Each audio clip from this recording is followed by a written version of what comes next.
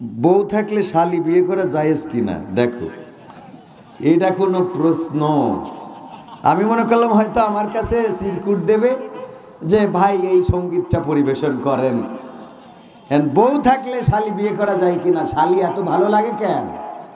হ্যাঁ, বউ আমার যেমন তেমন, শালি আমার মনের মতন। ওরে বাটপার, হ্যাঁ ঠিক কিনা? ওরে বাটপার, বউ আমার যেমন তেমন, শালি আমার মনের মতন।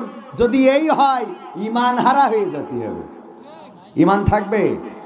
একসাথে দুই বোন বিয়ে করা উম্মতে মুহাম্মাদির উপরে স্পষ্ট হারাম, এটার কোনো দলিল নেই, এটার কোনো দলিল নেই। তবে বউ থাকলে শালি নিয়ে সিনেমা দেখতে যাওয়া যাবে, এটা হালাল। হ্যাঁ, এটা তো সওয়াবের কাজ, বলেন সুবহানাল্লাহ।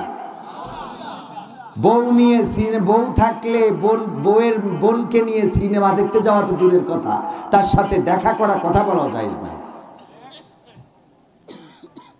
এটা মাথায় রাখবেন। তবে হ্যাঁ, আপনার বউ যদি কেল্লা ফতে হয়ে যায় তখন শালিকে বিয়ে করতে পারবেন।